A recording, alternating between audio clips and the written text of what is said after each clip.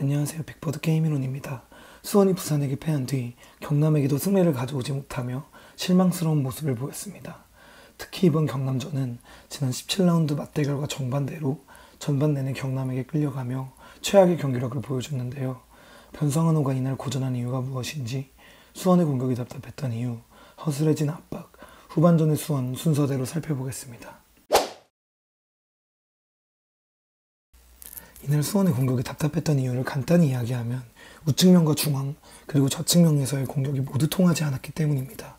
그리고 이러한 이유는 경남의 수비 구조와 수원의 투미들 조합에서 찾을 수 있었는데요. 지금부터 더욱 자세히 살펴보겠습니다. 수원은 이날 평소와 달리 4-4-2 포메이션을 들고 나왔습니다. 우측 윙 자리에 미드필더 강현묵을 배치하며 우측 하프 스페이스를 점유하고 반대 전환을 통해 1대1 능력이 좋은 좌측 윙 박승수에게 기회를 만들어주려는 전략이었는데요. 보시다시피 우측 윙 강현묵이 중앙지향적인 움직임을 가져가는데, 이에 맞서 경남은 기본적인 5-2-3 대형에서 5백을 제외한 5명이 수원의 투미드를 애웠습니다. 그리고 좌측 윙백 이민기가 전진해 우측 풀백 장우익을 압박하고 좌측 스토퍼 김영진이 강현묵을 마크하며 우측면에서 수적 우위를 내주지 않았죠. 이렇게 우측 센터백 고종현이 볼을 잡을 때마다 경남의 좌측 윙백 이민기와 스토퍼 김영진이 각각 장우익과 강현묵을 마크하며 패스기를 주지 않았습니다. 이렇게 주 공격 루트인 우측면이 막힌 상황이라면 변칙적으로 중앙지역을 공략해야 하는데, 이날 선발 출전한 수원의 투미들 최성근과 이재욱은 볼을 받고 돌아서는 움직임이나 상대의 1차 압박 라인 5명 사이에서 볼을 받아들여 내려온 강현묵에게 연결하는 모습이 전혀 없었고, 모두 볼을 받으면 다시 백패스를 하기 일쑤였습니다. 경남의 빌드업 상황에서는 수원도 똑같이 4-4-2 대형의 6명이 경남의 투미들과 중앙으로 이동한 우측 윙 도동현을 애웠었는데요. 하지만 경남은 수원과 달리 이를 쉽게 풀어나옵니다. 수비 라인에서 볼을 돌리다가 수원의 투미들 이재욱과 최성근 사이의 간격이 벌어지자 센터백 이찬욱은 곧바로 이 공간으로 과감하게 전진 패스를 합니다. 그리고 원톱 박동진이 내려와 한호강의 태클보다 빠르게 원터치로 돌려주는데요. 이찬욱이 전진 패스를 하는 것을 보자마자 달려나간 도동현이 박동진의 패스를 받고 순식간에 수원의 최종 수비 라인까지 전진합니다. 경남은 계속해서 수비 라인에서부터 한 번에 박동진에게 연결하는데요. 한호강이 적극적으로 전진하지만 경합에서 밀리고 박동진의 패스를 받은 도동현이 미끄러져 넘어진 고종현을 제치고 선취골을 기록합니다. 이로써 수원은 6경기 연속으로 선제골을 먹히게 되죠. 지금도 윙백 이민기가 장우익을, 김영진이 강현묵을 마크하는 상황인데요.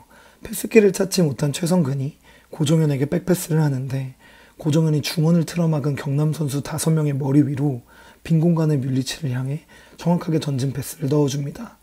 최근 선발 출전한 수원의 센터백들에겐 볼 수 없던 위험 부담이 크지만 정확하게 들어가기만 하면 순식간에 상대의 수비 최종 라인까지 전진할 수 있는 패스입니다.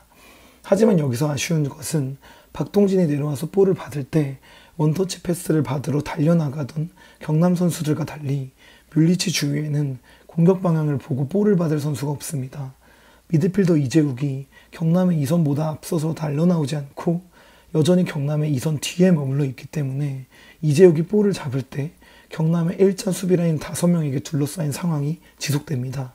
그리고 이재욱은 다시 백패스를 하죠. 우측면과 중앙을 통한 공격 전개가 아예 안 되고 있던 상황에서 어쩌면 수원의 답답한 흐름을 바꿀지도 몰랐던 고종현의 패스가 빛이 발한 상황입니다. 이번에는 한호강이 경남의 투미들 사이 간격으로 정확하게 패스하는데요. 이때도 이재욱과 최성근은 경남의 투미들 이강희와 손흥민 뒤에서 가만히 있습니다. 뮬리치가 어찌저찌 강현묵에게 연결하고 강현묵이 볼 소유권을 지켜내지만 이미 공격의 템포를 잃어버렸죠. 우측면에서의 공격 전개는 경남의 수비 전략에 막히고, 중앙을 통한 공격은 연계가 좋지 않은 뮬리치와 수비적인 성향의 투미들 조합으로 잘 이루어지지 않았기 때문에 수원의 공격이 답답할 수밖에 없었습니다. 지금도 수원의 투미들이 경남 선수 5명에게 막혀있는 상황입니다. 우측면과 중앙이 모두 막힌 수원. 그런데 여기서 변성환 감독의 또 다른 전략이 등장합니다. 경남의 좌측 스토퍼 김영진이 강현묵을 따라 전진한 상황에서 파울리뇨가 낮은 위치까지 내려오며 센터백 이찬욱을 끌고 옵니다. 따라서 경남의 최종 수비 라인에는 우측 스토퍼 한용수만이 남게 되죠. 이때 이기재의 킥을 이용하는 것인데요. 이기재가 뮬리치에게 정확하게 띄워주고 이를 본 파울리뉴는 자신을 따라 올라온 이찬욱보다 빠르게 침투합니다. 덕분에 뮬리치가 파울리뉴에게 떨궈주기만 하면 득점으로 직결될 수 있는 상황이 펼쳐지죠. 하지만 뮬리치의 헤더는 김민중 키퍼의 품으로 향하며 기회가 사라지는 모습입니다. 이렇게 답답했던 수원의 공격 중 유일하게 돋보였던 것은 박승수의 위협적인 드리블과 날카로운 크로스였습니다. 결국 전반이 채 끝나기도 전에 변성환 감독은 파울리뉴와 강현묵의 위치를 평소대로 바꾸고 전반이 끝나자마자 투미들 조합을 모두 바꾸며 준비했던 전략을 대폭 수정했습니다. 이날 무엇보다 충격적이었던 것은 변성환 감독 부임 이후 안정됐던 수원의 압박 체계가 무너진 것이었습니다.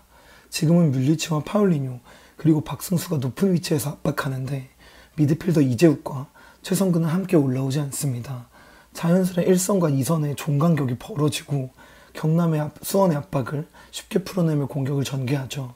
지금도 경남의 빌드업 상황인데요.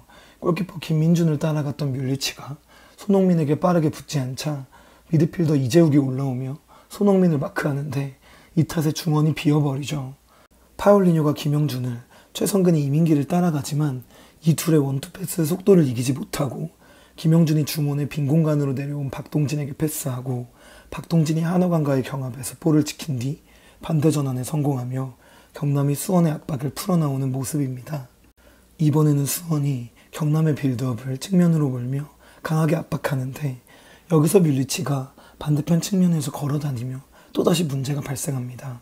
원래대로라면 뮬리치가 중앙으로 빠르게 복귀하고 이재욱이나 최성근 중 한 명은 중앙의 패스기를 막아야 하는데 뮬리치가 측면에서 복귀하지 않고 걸어다니다 보니 이재욱과 최성근이 모두 전진에 압박해 있죠. 결국 중원에서 도동현을 마크할 사람이 없어지고 경남이 쉽게 압박을 풀어나오고 공격을 전개합니다.